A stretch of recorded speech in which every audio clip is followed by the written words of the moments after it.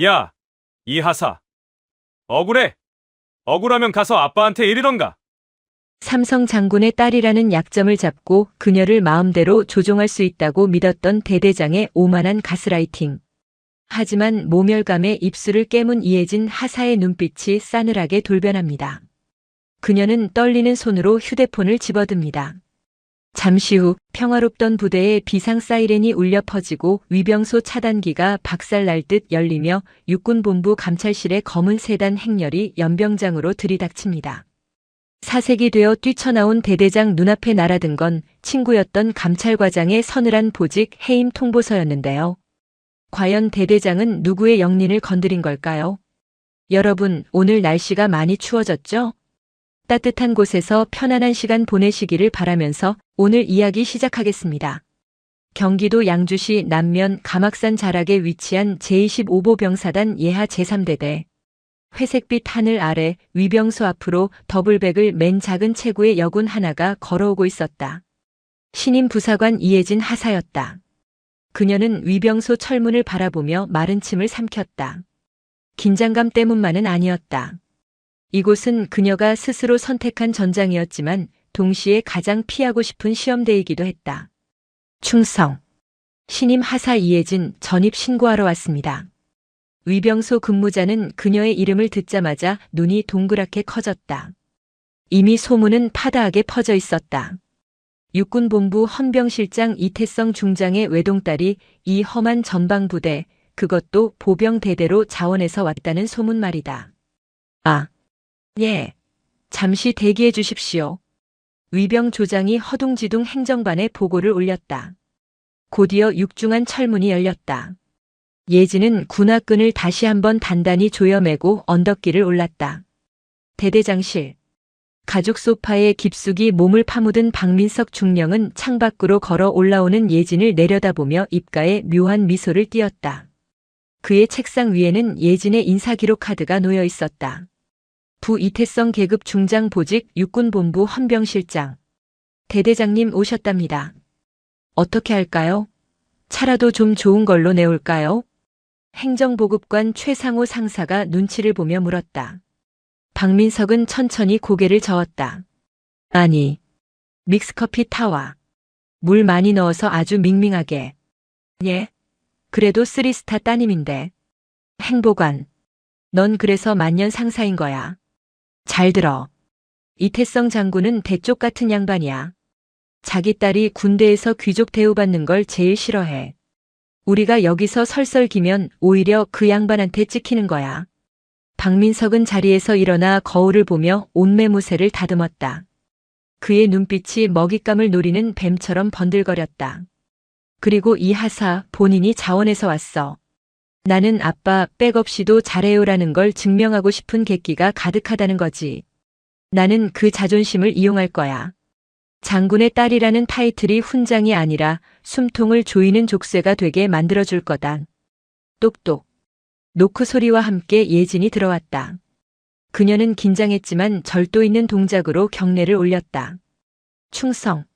하사 이혜진 금일부로 제3대대 전입을 명받았습니다. 이에 신고합니다. 박민석은 예진의 경례를 삐딱하게 받아주었다. 그는 일부러 예진을 위아래로 훑어보았다. 침묵이 길어질수록 예진의 등줄기에는 식은땀이 흘렀다. 앉아. 감사합니다. 박민석은 최 상사가 가져온 밍밍한 종이컵 커피를 예진 쪽으로 툭 밀었다. 이태성 장군님 따님이라고. 대단한 집안이야. 헌병실장님은 평안하시고 아버지는 아버지일 뿐입니다. 저는 제3대대의 하사로서 복무하러 왔습니다. 특별 대우는 바라지 않습니다. 예진의 눈빛은 결연했다. 박민석은 속으로 쾌재를 불렀다. 예상대로였다. 훌륭해. 정신 상태가 아주 마음에 들어. 요즘 젊은 간부들 조금만 힘들면 부모한테 전화해서 징징대는데 자네는 달라 보이는군. 박민석이 몸을 앞으로 숙이며 예진과 눈을 맞췄다. 목소리가 낮게 깔렸다. 나도 자네를 장군의 딸로 대우할 생각 추호도 없어. 오히려 더 엄하게 다룰 거야. 왜인 줄 아나? 자네가 조금이라도 편하게 군 생활하면 남들이 뭐라고 하겠어? 역시 아빠 빼기 좋네. 장군 딸이라 꿀빠네 그러지 않겠나? 그건 자네 명예만 깎아먹는 게 아니라 훌륭하신 아버님 얼굴에 똥칠하는 거야. 내 말 틀려? 예진은 입술을 꽉 깨물었다. 틀린 말이 하나도 없었다. 그것이 그녀가 가장 두려워하는 것이었다. 맞습니다. 더 혹독하게 지도해 주십시오. 좋아. 약속했다. 우리 부대는 실전과 똑같아. 예외는 없어. 자네가 힘들다고 징징대는 순간 자네는 군인이 아니라 그냥 철없는 아가씨가 되는 거야. 명심해. 명심하겠습니다. 박민석은 예진의 어깨를 툭툭 쳤다. 나가봐. 행보관 이 하사 데려가서 바로 작업 투입해. 오늘 연병장 배수로 까는 작업 있지? 열외 없이 똑같이 시켜. 장갑은 주지 말고. 예. 대대장님 그래도 맨손은 좀. 최 상사가 짐짓 놀란 척 연기했다. 군인이 장갑 타령은 맨손으로 흙 만져봐야 땅의 소중함을 알지. 안 그래 이 하사? 장군 딸이라고 장갑 껴야 하나? 예진은 주먹을 쥐었다. 아닙니다. 맨손으로 하겠습니다.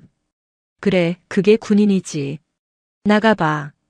예진이 나가자 박민석과 최 상사는 서로를 보며 킬킬거렸다.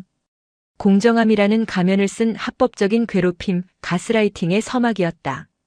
지옥 같은 일주일이 지났다. 예진의 손은 흙투성이가 되었고 손톱 밑은 까맣게 변했다. 박민석 대대장의 지시는 교묘하고 집요했다. 이 하사, 이번 주말 당직 또 서라. 대대장님, 저번 주와 지지난주도 제가 섰습니다. 규정상. 규정? 야, 다른 김중사는 이번 주에 애 돌잔치라잖아. 박 하사는 노모가 편찮으시고, 자네는 미혼이고 몸도 튼튼하잖아. 솔선수범해야 병사들이 아, 저분은 진짜 군인이구나 하고 인정하지 않겠어? 장군 딸이라고 주말에 쉬면 병사들이 뒤에서 얼마나 씹어대겠냐? 억울해? 아닙니다. 제가 서겠습니다. 그래. 역시 그 아버지의 그 딸이야. 아주 훌륭해. 박민석은 항상 아버지의 명예와 병사들의 인정을 인질로 잡았다. 예진은 반박할 수 없었다. 거절하는 순간 자신이 특혜를 바라는 비겁자가 되는 것 같았기 때문이다. 몸이 힘든 건 참을 수 있었다. 하지만 예진을 정말로 괴롭히는 것은 부대 내에 만연한 병사들 간의 악습과 폭력이었다.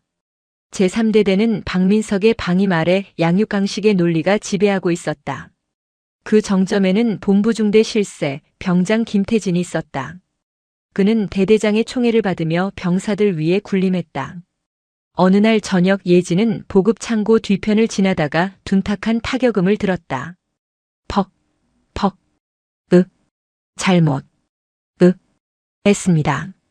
예진은 발소리를 죽이고 다가갔다. 그곳에는 김태진 병장이 일병 김동현을 바닥에 눕혀놓고 군화발로 짓밟고 있었다. 김동현의 얼굴은 흙범벅이 되어 있었고 입가에서는 피가 흘러내렸다.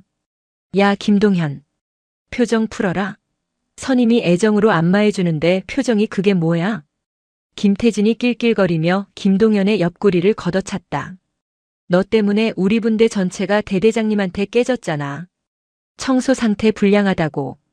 내가 패급이니까 우리가 욕먹는 거야. 알았어? 네. 알겠습니다. 예진의 눈에서 불꽃이 튀었다. 이것은 훈육이 아니었다. 명백한 가혹행위였다. 야, 김태진. 지금 뭐 하는 거야? 예진이 소리치며 뛰어들었다. 김태진은 껌을 짝짝 씹으며 느릿하게 고개를 돌렸다. 전혀 당황한 기색이 없었다. 아, 이 하사님. 애가 빠져가지고 정신교육 중이었습니다. 왜요? 정신교육? 사람을 밟는 게 교육이야? 당장 김동현 일으켜 세워. 너 이거 내가 보고할 거야. 그때 어둠 속에서 누군가가 박수를 치며 걸어왔다.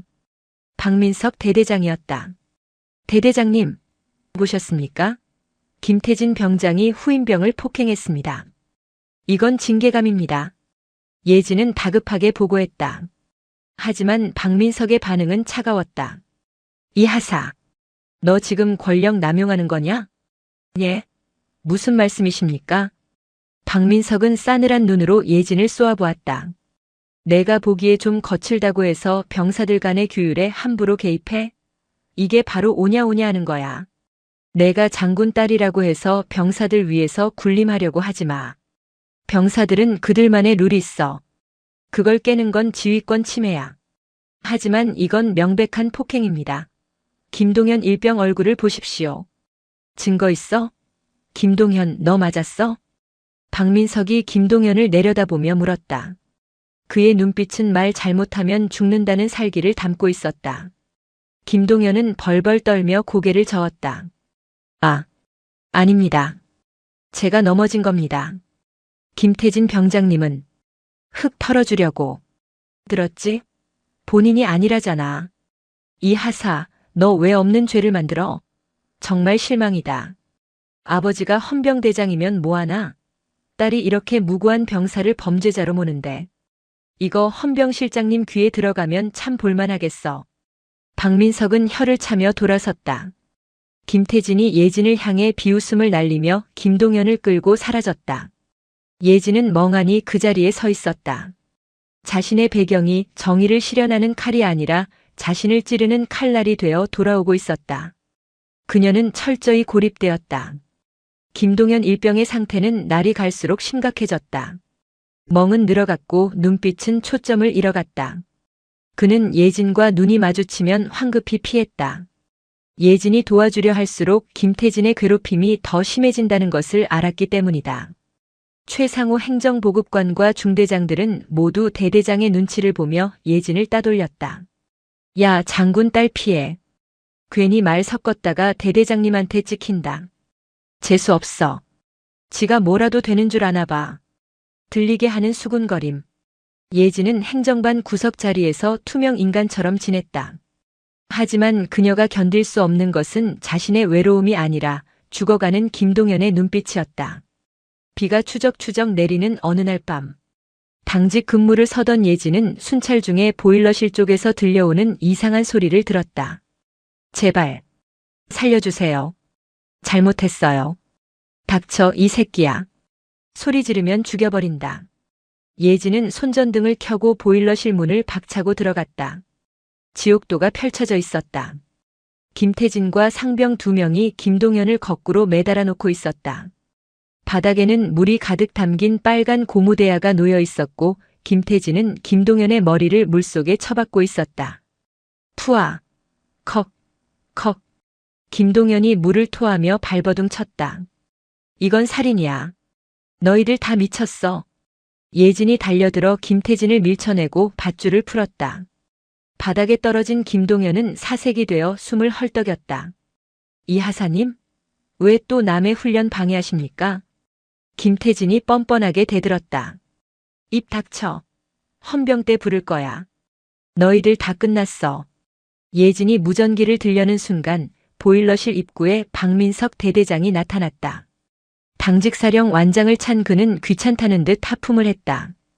아이씨, 시끄러워서 잠을 잘 수가 없네. 또 너냐? 이 하사? 대대장님, 보셨지 않습니까? 물고문입니다. 이건 범죄입니다. 당장 헌병대에 신고해야 합니다. 박민석은 천천히 걸어와 물이 담긴 대야를 군화발로 툭 찼다. 물이 쏟아졌다. 물고문? 훈련하다가 더워서 세수 좀 시켜준 거 가지고 호들갑 떨지 마. 야, 김태진, 다음부턴 조심해. 이 하사가 예민하시잖아. 예, 알겠습니다. 김태진이 낄낄거렸다. 박민석은 예진을 노려보며 낮게 으르렁거렸다. 이 하사, 너 진짜 눈치가 없구나. 내가 몇 번을 말해. 여기서 내가 설치면 설칠수록 내 아버지만 곤란해진다고. 상관없습니다. 아버지가 곤란해져도 사람이 죽는 걸 보고만 있을 순 없습니다. 예진의 외침에 박민석의 표정이 싸늘하게 굳었다.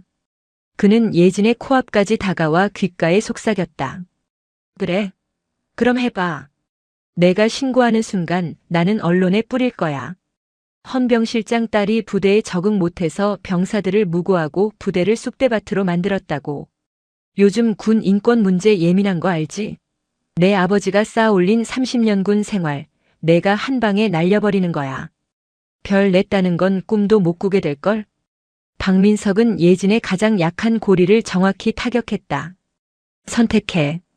조용히 입 다물고 군 생활하다가 전역할지 아니면 아버지 옷 벗기고 너도 불명예 제대할지. 박민석은 김태진 패거리를 데리고 나갔다. 빗소리가 보일러실을 때렸다. 쓰러진 김동현이 예진의 전투복 바지를 잡고 울먹였다. 하사님, 저 좀 살려주세요. 저 진짜 죽을 것 같아요. 김동현의 손은 얼음장처럼 차가웠다. 예진은 그 손을 잡고 오열했다. 그리고 깨달았다. 자신의 효심이 명예를 지키려는 마음이 오히려 악을 키우고 있었다는 것을. 아버지가 별을 못 달아도 좋다. 세상 사람들이 나를 손가락질해도 좋다. 하지만 내 눈앞에 전우를 죽게 내버려두는 군인은 군복을 입을 자격이 없다. 예진은 행정반으로 돌아와 떨리는 손으로 휴대폰을 꺼냈다. 저장된 이름 아버지. 그녀는 심호흡을 하고 통화 버튼을 눌렀다. 신호음이 몇 번 가기도 전에 묵직하고 따뜻한 목소리가 들려왔다. 예진이냐? 이 늦은 시간에 무슨 일이냐? 아버지. 아니, 헌병 실장님. 예진의 목소리는 떨렸지만 단호했다. 제3대대 하사 이예진입니다. 군 내부의 심각한 가혹행위와 지휘관의 조직적 은폐를 정식으로 고발합니다. 수화기 너머에서 긴 침묵이 흘렀다. 상세히 보고해라. 제가 증인입니다. 그리고 제 군 생활을 걸겠습니다. 다음 날 아침 제3대대의 공기는 전날 내린 비로 인해 습기를 머금고 있었다. 먹구름은 물러갔지만 부대 내에는 더 짙은 어둠이 깔려 있었다. 대대장실. 박민석 중령은 모닝커피를 마시며 창밖을 내려다보고 있었다. 그의 기분은 그 어느 때보다 상쾌했다. 어젯밤 이예진 하사가 보일러실에서 울분을 토하던 모습을 떠올리며 그는 승리감에 도취되어 있었다. 김철수. 아니 행보관. 이 하사 오늘 상태 어때? 눈 좀 퉁퉁 부어있나? 최상호 행정보급관이 비굴하게 웃으며 결제 서류를 내밀었다. 아주 죽상입니다. 행정반 구석에 박혀서 모니터만 보고 있습니다. 말 한마디 안 합니다. 대대장님 카리스마에 완전히 눌린 거죠. 역시 장군 따님이라도 대대장님 손바닥 아닙니다. 그렇지. 멘탈이 약해. 어제 내가 아버지 앞길 막지 마라고 한마디 했더니 바로 꼬리 내리잖아. 효녀야 효녀. 이제야 좀 군대 돌아가는 맛이 나네. 박민석은 의자에 몸을 기대며 낄낄거렸다. 그는 이예진이 절대로 신고하지 못할 것이라 확신했다. 그녀는 자존심이 세고 아버지에게 폐를 끼치기 싫어하는 착한 딸이었으니까.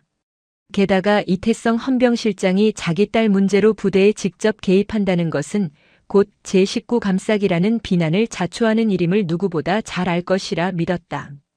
행보관 김태진 병장 불러서 포상 휴가증이나 하나 줘라. 애들 군기 잡느라 고생했는데 위로라도 해줘야지.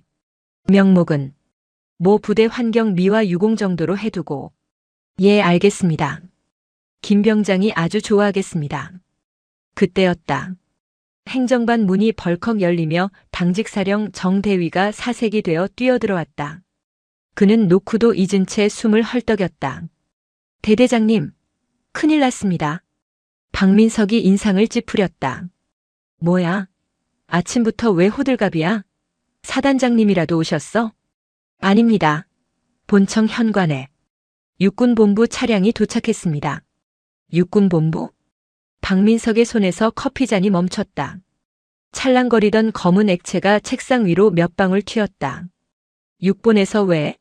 무슨 공문 내려온 거 있어? 그게 감찰실입니다. 감찰실 차량 3대가 위병소를 통과해서 지금 막 본청 앞에 섰습니다. 순간 박민석의 뇌리에 어젯밤 이예진의 도끼 어린 눈빛이 스쳐 지나갔다. 설마 진짜 찔렀어? 그 계집애가? 하지만 그는 애써 불안감을 눌렀다. 감찰이 나온다고 해도 당장 큰일이 나는 건 아니었다. 그는 서둘러 머리를 굴렸다. 증거는 인멸했다. 김태진과 병사들은 입을 맞췄고 피해자 김동현은 공포에 질려 입도 뻥긋 못할 상태다. 무엇보다 자신에게는 믿는 구석이 있었다. 정대위 진정해. 감찰 좀 나온 거 가지고 쫄기는. 야 행보관, 너 장부 정리 다 해놨지? 예. 아 예. 가라 영수증이랑 이중 장부 다 숨겨놨습니다. 그럼 됐어. 당당하게 나가. 내가 누군데? 이래봬도 육사 인맥 관리 하나는 철저히 했다고. 박민석은 옷매무새를 다듬고 거울을 보며 억지 미소를 지어 보였다. 하지만 거울 속 그의 눈동자는 미세하게 떨리고 있었다. 그는 천천히 1층 로비로 향했다. 계단을 내려가는 그의 발걸음 소리가 유난히 크게 울렸다. 로비에는 검은 양복을 입은 수사관 서너 명과 정복을 갖춰 입은 대령 한 명이 뒷짐을 지고 서 있었다. 대령의 어깨에 박힌 무궁화 3개가 형광등 불빛을 받아 서늘하게 빛나고 있었다. 박민석은 그 대령의 뒷모습을 보자마자 멈칫했다. 익숙한 체구, 익숙한 자세. 대령이 천천히 뒤를 돌았다. 선글라스를 끼고 있었지만 박민석은 그가 누구인지 단번에 알아봤다. 최진혁, 육군본부 감찰과장. 그리고 박민석의 육사 동기이자 생도 시절부터 생사고락을 함께했던 절친한 친구. 진혁이? 박민석의 입에서 안도의 한숨이 터져 나왔다. 다행이다. 모르는 사람이 아니라 친구가 왔다. 이건 말이 통한다는 뜻이다. 이태성 실장이 딸의 투정을 듣고 그래도 아는 사람을 보내서 조용히 무마하려는 모양이라고 착각했다. 야, 최진혁. 내가 여긴 웬일이냐? 연락도 없이. 깜짝 놀랐잖아. 박민석은 과장되게 웃으며 두 팔을 벌리고 다가갔다. 야, 이럴 줄 알았으면 미리 회식이라도 준비하는 건데. 잘 지냈냐? 동기 얼굴 보기 힘들다, 야. 하지만 최진혁은 움직이지 않았다. 박민석이 내민 손을 잡지도 웃어주지도 않았다. 선글라스 너머의 시선은 박민석이 아닌 허공 어딘가를 응시하는 듯 냉랭했다. 박민석 중령. 최진혁의 입에서 나온 호칭은 민석아가 아니었다. 사무적이고 건조한 완벽한 타인을 부르는 호칭이었다. 박민석의 표정이 굳어졌다. 야, 너 왜 그래? 장난치지 마. 우리 사이에 무슨 중령이니 대령이니. 공무 수행 중이다. 사적인 대화는 하지 않는다. 최진혁은 박민석의 말을 자르며 옆에 서 있던 수사관에게 짧게 눈짓했다. 수사관이 품에서 붉은색 도장이 찍힌 서류 봉투를 꺼내 박민석의 가슴팍에 내밀었다. 육군본부 특별감찰 지시 제2025-1호 제3대대 내 가혹행위 은폐, 직권남용, 업무상 횡령 혐의에 대한 즉각적인 조사 착수를 통보한다. 박민석은 얼떨결에 서류를 받아들었다. 종이의 무게가 천근만근처럼 느껴졌다. 이게 무슨 소리야? 감찰이라니? 야, 진혁아. 나야, 나. 박민석이라고. 안다. 내가 박민석인 거. 최진혁이 선글라스를 벗었다. 드러난 그의 눈에는 분노와 실망, 그리고 깊은 슬픔이 뒤엉켜 있었다. 그래서 내가 온 거다. 다른 사람이 오면 내가 무슨 짓을 할지 모르니까. 최진혁은 뒤에 대기하던 수사관들에게 명령을 내렸다. 그 목소리는 대대청사를 울릴 만큼 단호했다. 지금 즉시 압수수색 시작한다. 대대장실, 행정반, 그리고 지목된 가해 병사들의 생활관까지. 서류 한 장, 메모지 조각 하나 남기지 말고 싹 다 확보해. 디지털 포렌식 팀은 서버실 장악하고 CCTV 원본부터 따. 예, 알겠습니다. 야, 잠깐만. 최진혁, 너 미쳤어? 박민석이 최진혁의 앞을 막아섰다. 이거 보복감찰이지? 이혜진 하사가 찔렀지? 아빠 백 믿고 지휘관 담그려고 작정한 거잖아. 너도 알잖아. 이태성 장군님이 딸내미 부탁받고 이러는 거면 이거 직권남용이야. 내가 가만히 있을 것 같아? 박민석은 악을 썼다. 로비에 있던 병사들이 겁에 질려 쳐다보았지만 그는 아랑곳하지 않았다. 그는 끝까지 자신의 죄를 보지 못하고 장군 딸의 횡포라는 프레임을 씌워 상황을 모면하려 했다. 최진혁은 그런 박민석을 물끄러미 내려다보았다. 마치 썩어버린 고목을 바라보는 눈빛이었다. 올라가자. 대대장실에서 얘기해. 병사들 보기에 부끄럽지도 않냐. 대대장실 문이 닫히자마자 무거운 침묵이 내려앉았다. 밖에서는 수사관들이 서류함을 뒤집는 소리와 고함이 들려왔지만 방 안은 진공 상태처럼 고요했다. 최진혁 대령은 소파에 앉지 않았다. 그는 박민석의 책상 위에 어지럽게 널린 골프 잡지와 수북한 담배꽁초를 혐오스러운 눈빛으로 훑어보았다. 진혁아. 박민석이 비굴한 목소리로 침묵을 깼다. 그는 땀을 뻘뻘 흘리며 냉장고에서 음료수를 꺼내려 했다. 일단 좀 앉아. 이거 마시면서 얘기하자. 내가 다 설명할게. 이거 진짜 오해라니까. 애들 군기 좀 잡으려고 한 건데 이 하사가 곱게 자라서 과민 반응한 거야. 내가 장군님 따님이라고 뒤에서 얼마나 챙겨줬는데. 배은망덕도 유분수지. 손 치워. 최진혁이 박민석의 손을 차갑게 쳐냈다.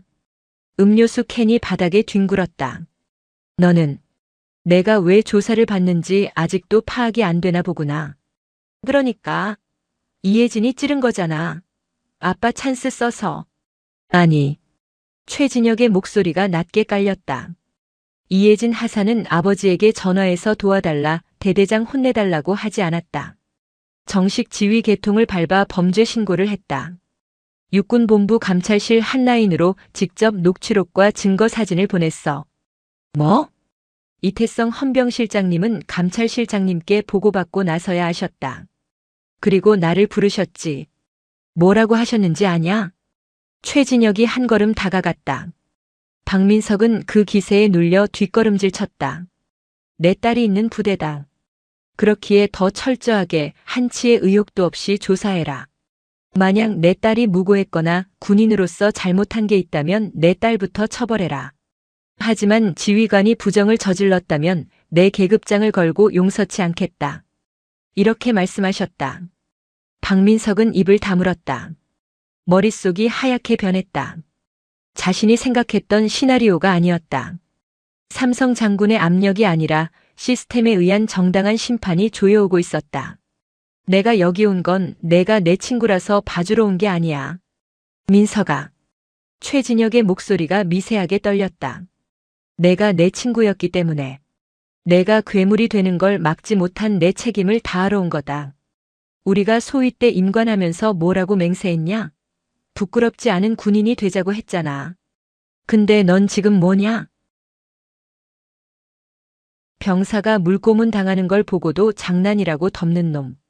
딸뻘되는 부하를 아버지 핑계 대며 협박하고 가스라이팅 하는 놈. 병사들 밥값 횡령해서 골프채 휘두르는 놈. 그게 괴물이 아니면 뭐냐? 최진혁은 품에서 또 다른 서류 봉투를 꺼내 책상 위에 던졌다. 보직 해임 및 직무정지 명령서였다. 박민석 중령. 현 시간부로 제3대 대장 보직에서 해임한다. 직무정지 상태로 본청 대기하며 감찰 조사를 받아라. 야. 최진혁. 너무하잖아. 헌병대에서 구속영장 청구할 때까지 위병소 밖으로 한 발자국도 못 나간다. 내 휴대폰, 차 키 다 반납해. 박민석의 다리에 힘이 풀렸다. 그는 바닥에 주저앉으며 최진혁의 바짓가랑이를 잡았다. 진혁아. 친구잖아. 나 옷 벗으면 진짜 죽어. 애들 학비는 어떡하고. 제발 보고서 좀 잘 써주라. 내가 시키는 대로 다 할게. 박민석은 울며불며 매달렸다. 조금 전까지 장군의 딸을 가지고 놀던 오만함은 온데간데 없었다. 오직 생존 본능만 남은 비루한 짐승의 모습이었다. 최진혁은 그런 친구를 내려다보며 눈을 질끈 감았다. 동기? 친구? 그 박민석은 옛날에 죽었다. 내 눈앞에 있는 건 군복 입은 범죄자일 뿐이야. 최진혁은 박민석의 손을 뿌리치고 밖으로 나갔다. 문이 닫히고 박민석은 텅 빈 대대장실에 홀로 남겨졌다. 벽에 걸린 지휘관 액자 속 자신의 웃는 얼굴이 기괴하게 느껴졌다. 본격적인 조사가 시작되었다. 감찰실의 조사는 헌병대의 수사와는 달랐다. 무력보다는 치밀한 증거와 논리로 상대를 압박했다. 행정반. 최상호 행정보급관은 수사관들 앞에서 식은땀을 줄줄 흘리고 있었다. 수사관들은 이미 그의 이중장부와 차명 계좌 내역을 모두 확보한 상태였다. 최상호 상사. 여기 보시면 3월 5일 식자재 납품 업체로부터 200만 원 입금된 내역이 있습니다. 그리고 같은 날 대대장 박민석 명의의 계좌로 100만 원이 이체됐고요. 이거 뭡니까? 최상호의 눈동자가 흔들렸다. 그는 박민석을 믿었다. 대대장이 어떻게든 막아줄 것이라고 생각했다. 그게 빌린 돈 갚은 겁니다. 아, 그래요? 그럼 이 녹취록은 뭡니까? 박민석 중령이 직접 제출한 건데. 수사관이 거짓말을 던졌다. 네? 대대장님이요? 박 중령이 그러더군요. 자기는 몰랐는데 행보관이 알아서 돈을 가져왔다고. 자기는 그냥 받기만 했다고. 그 말에 최상호의 이성이 끊어졌다. 믿었던 도끼에 발등이 찍힌 것이다. 그 개자식이.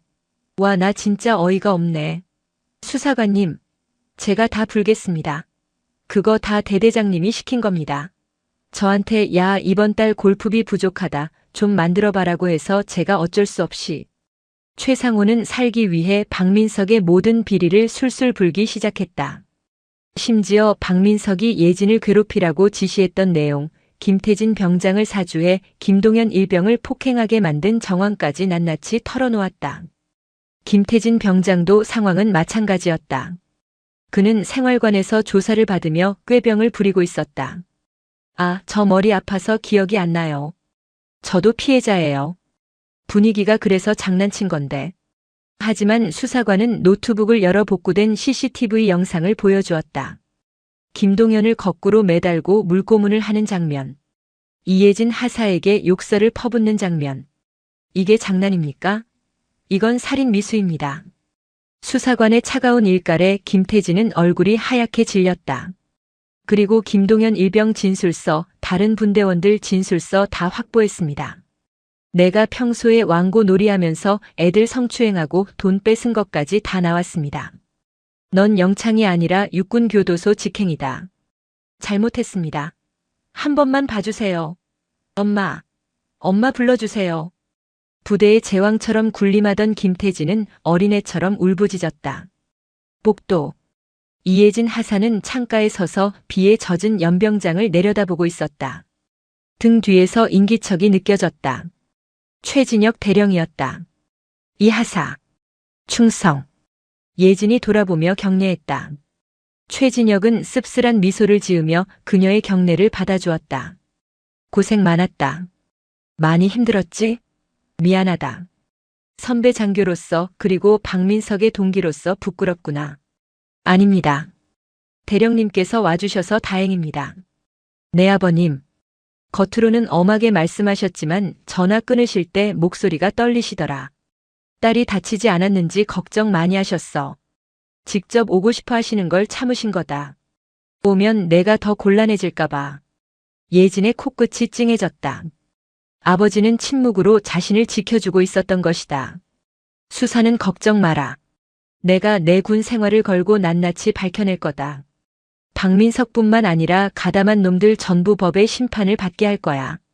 믿겠습니다. 그때 1층 로비 쪽이 소란스러워졌다. 박민석이 수사관들에 의해 어디론가 끌려가고 있었다. 그는 예진을 발견하고 악을 썼다. 이예진, 두고 봐. 내가 나가면 가만 안 둬. 이건 모함이야. 정치 보복이라고. 아빠한테 일러 바친 주제에. 그는 끝까지 반성하지 않았다. 추악한 악다구니가 복도를 울렸다. 하지만 예진은 피하지 않고 그를 똑바로 응시했다. 대대장님. 예진의 목소리는 차분했지만 힘이 있었다. 아빠한테 잃은 게 아닙니다. 군인으로서 부조리와 싸운 겁니다. 당신이 가르쳐 주셨지 않습니까? 군복은 무거운 거라고. 저는 그 무게를 감당했을 뿐입니다. 박민석은 멍하니 입을 벌렸다. 할 말을 잃은 그는 헌병들에게 질질 끌려나갔다. 비가 그친 하늘에서 햇살이 한 줄기 내려와 예진의 어깨를 비추었다. 그녀의 어깨에 달린 하사 계급장이 그 어느 때보다 빛나 보였다. 육군본부 감찰실 별관 조사본부. 이곳은 헌병대의 유치장과는 또 다른 종류의 공포가 지배하는 공간이었다. 물리적인 압박보다는 차가운 팩트와 증거로 사람의 인생을 해부하는 수술실에 가까웠다. 창문 하나 없는 회색 벽 윙윙 돌아가는 환풍기 소리, 그리고 타닥타닥거리는 수사관의 타자 소리만이 정막을 깨고 있었다. 제1조사실. 박민석 중령은 직무정지 상태로 피조사자석에 앉아 있었다. 며칠 사이 그의 얼굴은 10년은 늙어 보였다. 기름졌던 피부는 푸석해졌고 눈 밑에는 검은 그늘이 턱까지 내려와 있었다. 그의 맞은편에는 낯선 감찰관이 아닌 그의 동기이자 육군본부 감찰과장인 최진혁 대령이 앉아 있었다. 이것은 배려가 아니었다. 가장 잘 아는 사람이 가장 아픈 환부를 도려내겠다는 잔인한 예고였다. 박민석 중령. 최진혁이 두꺼운 서류철을 책상 위에 쿵소리 나게 내려놓았다. 너는 내가 꽤 똑똑한 지휘관이라고 생각했겠지. 사고 터지면 행보관 시켜서 덮고 돈 필요하면 가라 영수증 만들어서 빼돌리고. 그게 관행이라고 믿었을 테고. 박민석은 마른 입술을 혀로 축였다. 그는 여전히 억울하다는 표정을 지우지 않았다. 진혁아. 아니 과장님. 오해라니까요. 그게 다 행보관 그놈이 알아서 한 거지 저는 결제 도장만 찍었습니다. 지휘관이 실무를 어떻게 다 합니까?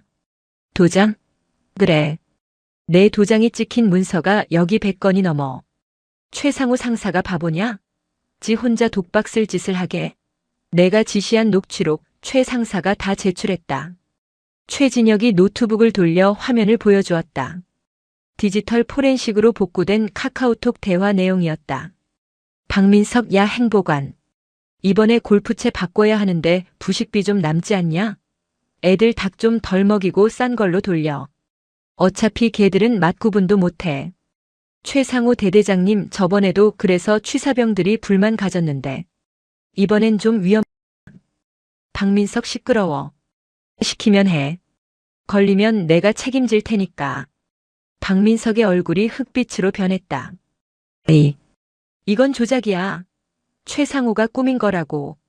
병사들 먹이는 밥값 건드려서 골프채를 사? 내가 사람이냐? 그러고도 내가 장군 되기를 바랐어? 최진혁의 호통에 박민석은 고개를 떨구었다. 하지만 그의 눈은 반성이 아닌 빠져나갈 구멍을 찾느라 바쁘게 돌아가고 있었다. 진혁아.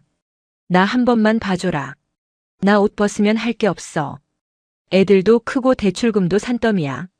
너랑 나랑 GOP에서 뽀글이 끓여 먹던 정을 생각해서라도 제발. 박민석은 자리에서 일어나 최진혁의 손을 잡으려 했다. 하지만 최진혁은 싸늘한 눈빛으로 그를 밀어냈다. 그 손 치워. 더러우니까. 정을 생각해서 내가 직접 조사하는 거다. 딴 놈한테 걸렸으면 넌 벌써 구속영장 청구됐어. 여기서 사실대로 다 불고 법의 심판을 받는 게 그나마 내가 살 길이다. 한편 제2조사실. 행정보급관 최상호 상사는 이미 이성을 잃은 상태였다. 그는 자신이 살기 위해 대대장을 믿었지만 감찰관이 들려준 박민석의 진술 내용을 듣고 배신감에 치를 떨었다. 최상호 상사. 박민석 중령 진술에 따르면 모든 횡령과 가혹행위 은폐는 당신이 주도했고 자신은 보고받지 못했다고 하던데. 맞습니까? 뭐라고요? 그 새끼가 그래요?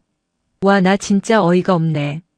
최상호가 책상을 쾅 내리쳤다. 수사관님, 제가 다 불겠습니다. 박민석 그 인간 작년에 부대 공사비 리베이트 받은 것도 있어요. 위병소 공사할 때 업자한테 500만 원 현금으로 받은 거 제가 직접 받습니다. 그리고 병사들 휴가증 팔아서 뒷돈 챙긴 것도 대대장이 시킨 겁니다. 증거 있습니까? 제 휴대폰 비밀 폴더에 다 있습니다. 그 인간이랑 통화한 거 자동 녹음 다 돼 있다고요. 저 혼자 죽을 순 없어요. 그 인간 완전 쓰레기라고요. 서로가 서로의 목을 조르는 추악한 폭로전. 그들이 전우회라고 포장했던 것은 이익을 공유할 때만 유효한 범죄 카르텔에 불과했다. 이익이 사라지고 처벌의 공포가 닥치자 그들은 굶주린 늑대떼처럼 서로를 물어뜯기 시작했다. 제3조사실의 김태진 병장은 상황이 심각함을 인지하고 울고불고 난리를 치고 있었다. 저 집에 갈래요. 엄마 불러주세요. 저 저녁 얼마 안 남았단 말이에요. 조용히 해. 여기가 내 안방이야? 수사관이 서류철로 책상을 내리쳤다. 너 때문에 정신과 치료받고 있는 김동현 일병 생각은 안 나냐? 내가 물고문하고 구타할 때 걔는 얼마나 집에 가고 싶었을까? 장난이었다니까요. 다들 그렇게 군 생활했어요. 왜 저한테만 그러세요? 대대장님도 다 알고 계셨단 말이에요. 그래, 대대장도 알았겠지. 그래서 대대장도 지금 옆방에서 조사받고 있어. 너는 시킨다고 사람을 고문하냐? 내가 한 짓은 훈육이 아니라 고문이고 범죄야. 넌 영창이 아니라 육군교도소 직행이다. 김태진의 뻔뻔한 태도에 수사관은 혀를 찼다. 이들에게 반성이란 단어는 사전에 없는 듯 했다. 오직 처벌에 대한 공포와 억울함만이 그들의 머릿속을 지배하고 있었다. 국군수도병원 정신건강의학과 병동. 창밖에는 5월의 따스한 햇살이 내리쬐고 있었지만 김동현 일병의 병실에는 여전히 겨울의 냉기가 남아있었다. 그는 침대 구석에 웅크린 채 멍하니 허공을 응시하고 있었다. 육체적인 멍은 사라졌지만 영혼에 새겨진 멍은 좀처럼 지워지지 않았다. 문이 열리는 소리만 들려도 그는 소스라치게 놀라 이불 속으로 숨곤 했다. 동현아. 부드러운 목소리와 함께 병실 문이 열렸다. 사복 차림의 이혜진 중사가 들어왔다. 그녀의 뒤에는 중절모를 쓴 중년의 남성이 서 있었다. 이태성 헌병실장이었다. 그는 군복이 아닌 편안한 트렌치코트 차림이었지만 그에게서 뿜어져 나오는 기품은 감출 수 없었다. 김동현은 낯선 남자의 등장에 잔뜩 긴장하여 이불을 끌어당겼다. 본능적으로 그가 높은 사람임을 직감했다. 괜찮아. 우리 아버지야. 인사드려. 예진의 말에 김동현은 주춤주춤 고개를 숙였다. 아, 안녕하십니까? 일병 김동현입니다. 이태성은 천천히 침대 곁으로 다가갔다. 그리고 김동현의 눈높이에 맞춰 무릎을 굽히고 앉았다. 대한민국 육군 헌병의 총수 별 3개의 장군이 갓 20살 넘은 병사 앞에서 자신을 낮춘 것이다. 많이 힘들었지. 이태성의 투박한 손이 김동현의 앙상한 손등을 덮었다. 따뜻했다. 김동현은 그 온기에 울컥 눈시울이 붉어졌다. 죄송합니다. 제가 약해 빠져서 부대에 폐만 끼치고 선임들 말도 잘 못 알아듣고. 김동현은 여전히 자책하고 있었다. 가해자들이 그에게 심어놓은 너는 폐급이다. 내가 문제다라는 세뇌가 아직도 그를 괴롭히고 있었다. 아니다. 절대 아니다. 이태성은 단호하게 고개를 저었다. 그의 눈빛은 엄격했지만 그 엄격함은 김동현이 아닌 세상을 향해 있었다. 내가 약한 게 아니야. 우리 어른들이 못난 거다. 나라 지키러 온 귀한 아들을 지켜주지 못한 지휘관들의 잘못이고 그걸 미리 발견하지 못한 내 잘못이다. 부끄러워해야 할 사람은 내가 아니라 나다. 이태성은 중절모를 벗고 김동현에게 깊이 고개를 숙였다. 미안하다. 정말 미안하다. 군을 대표해서 사과하마. 그것은 계급을 초월한 인간 대 인간으로서의 진심 어린 사과였다. 김동현의 눈에서 굵은 눈물방울이 툭툭 떨어졌다. 그동안 가슴속에 맺혀있던 내 잘못이다라는 응어리가 녹아내리는 듯 했다. 흑, 흑. 김동현은 아이처럼 소리내어 울기 시작했다. 이태성은 말없이 그의 어깨를 토닥여 주었다. 예진도 뒤돌아 눈물을 훔쳤다. 병실을 나온 이태성은 창가에 서서 병원 정원을 내려다보았다. 아버지. 예진이 불렀다. 그래. 고맙습니다. 동현이에게 큰 위로가 됐을 거예요. 저렇게 우는 거 처음 봐요. 위로는 말로 하는 게 아니다. 행동으로 보여주는 거지. 이태성의 눈빛이 매섭게 변했다. 방금 전까지의 자애로운 아버지는 사라지고 냉철한 지휘관의 모습으로 돌아와 있었다. 수사 결과는 어떻게 됐나? 감찰 조사는 거의 마무리됐습니다. 다음 주에 군검찰로 이첩되어 기소 예정입니다. 한치의 자비도 베풀지 마라. 그들이 저지른 죄의 무게만큼 정확하게 달아서 처벌받게 해. 가명인이 선천히 하는 헛소리 못 나오게 증거 확실히 챙겨. 알겠습니다. 그게 내가 동현이에게 해줄 수 있는 유일한 속죄다. 그리고 이태성은 딸을 바라보았다. 너도 고생했다. 내가 아니었으면 저 아이는 죽었을지도 모른다. 내가 살린 거다. 예진은 고개를 끄덕였다. 아버지의 인정, 그것이 그녀에게는 최고의 훈장이었다. 시간은 흘러 여름의 초입. 경기도 모처에 위치한 제3야 전군사령부 보통군사법원 대법정. 이날은 제3대대 가혹행위 및 비리 사건의 1심 선고 공판이 있는 날이었다. 사건의 파장이 워낙 컸기에 방청석은 취재진과 군 인권센터 관계자들 그리고 피고인들의 가족들로 발 디딜 틈이 없었다. 모두 기립. 법정 경위의 외침에 재판부 판사 3명이 입장했다. 엄숙한 침묵이 법정을 짓눌렀다. 피고인석에는 수의를 입은 박민석, 최상호, 김태진이 나란히 앉아 있었다. 몇 달 전 부대를 호령하던 위세는 온데간데 없었고 머리를 짧게 깎은 초라하고 비굴한 범죄자들의 모습만이 남아 있었다. 검찰관이 공소 사실을 낭독했다. 목소리는 날카롭고 단호했다. 피고인 박민석은 지휘관으로서의 의무를 저버리고 부하들의 고혈을 짜내 사리사욕을 채웠으며 조직적인 가혹행위를 교사 및 방조하였습니다. 또한 내부 고발자를 협박하고 감찰 조사 과정에서도 반성보다는 책임 회피로 일관하는 등 죄질이 극히 불량합니다. 이에 징역 7년을 구형합니다. 7년. 박민석은 비틀거리며 쓰러질 듯하자 교도관들이 그를 부축했다. 이어서 증인 신문이 이어졌다. 증인석에는 최진혁 대령이 앉았다. 그는 박민석을 쳐다보지 않고 재판장만 응시했다. 증인. 피고인 박민석과 동기라고 들었습니다. 피고인이 평소 지휘관으로서 어땠습니까? 최진혁은 잠시 침묵하다 입을 열었다. 과거의 박민석은 훌륭한 군인을 꿈꾸는 친구였습니다. 하지만 지금 저 자리에 앉아 있는 사람은 제가 알던 박민석이 아닙니다. 계급장을 권력으로 착각하고 부하를 소모품으로 여긴 괴물일 뿐입니다. 최진혁의 목소리는 떨리고 있었다. 친구로서 그리고 동료 군인으로서 재판장님께 간곡히 요청드립니다. 다시는 대한민국 군대에 이런 지휘관이 발붙이지 못하도록 엄벌에 처해 주십시오. 그것만이 피고인이 군인으로서 마지막 명예를 지키는 길입니다. 박민석은 최진혁의 증언에 고개를 들지 못했다. 짐승 같은 흐느낌 소리가 피고인석에서 새어나왔다. 오랜 심리 끝에 재판장이 판결문을 집어들었다. 법정 안의 공기가 팽팽하게 당겨졌다. 주문. 피고인 박민석을 징역 5년에 처한다. 또한 군인사법 제40조에 의거하여 제적하며 이로 인해 피고인의 퇴역연금 수급권은 박탈된다. 그 순간 박민석이 비명을 지르며 자리에서 튀어올랐다. 연금 박탈. 그는 판결 내용 중 징역보다 연금이라는 단어에 반응했다. 재판장님, 안 됩니다. 제가 30년을 군에 바쳤습니다. 연금은 제 노후입니다. 차라리 징역을 더 살겠습니다. 돈만은 주셔야죠. 그는 미친 사람처럼 절규했다. 이태성 장군이 시킨 겁니까? 이거 정치 보복입니다. 내 돈 내놔. 내 연금 내놓으라고. 그의 외침은 처절하다 못해 추악했다.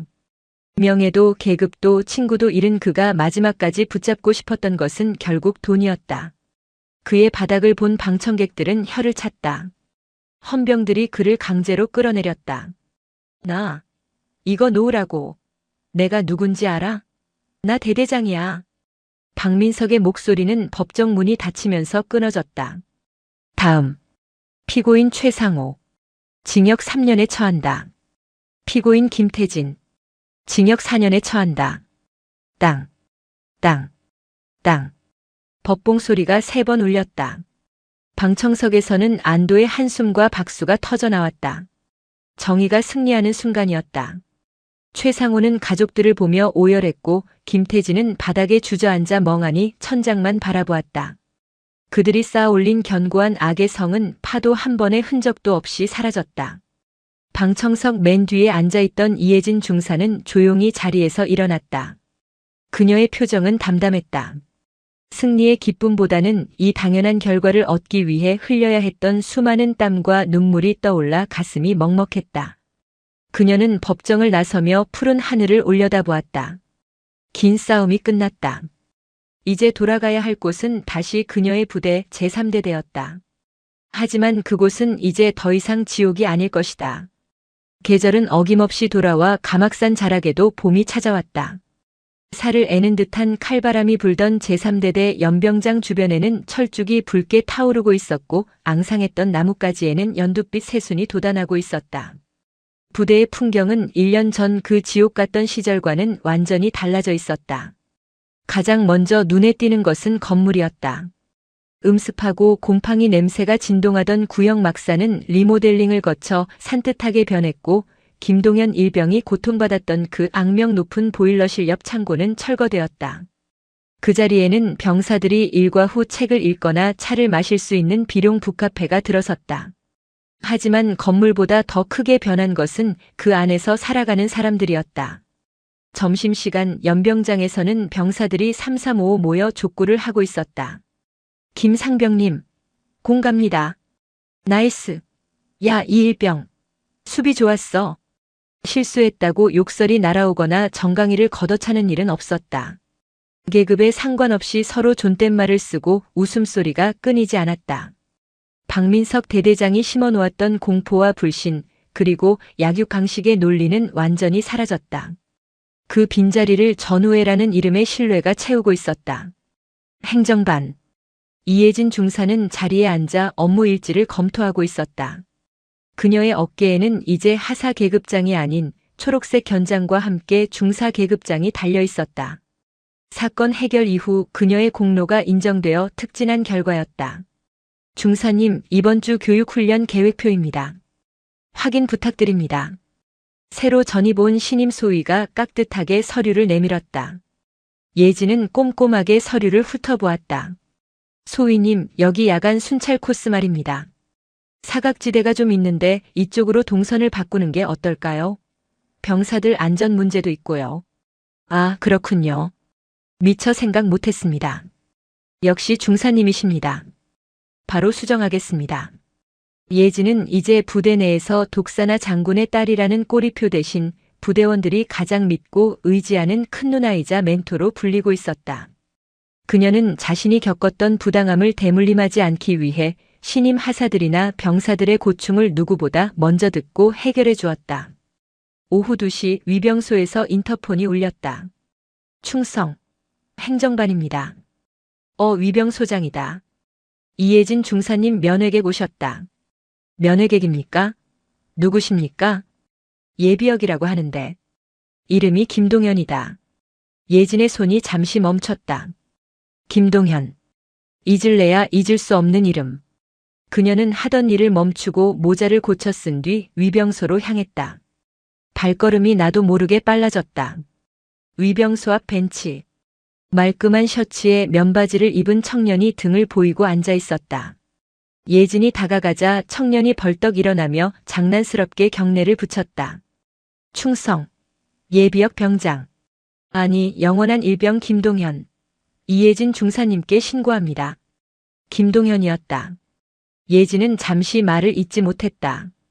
1년 전 병원 침대에서 웅크리고 울던 그 나약하고 상처투성이었던 청년은 없었다.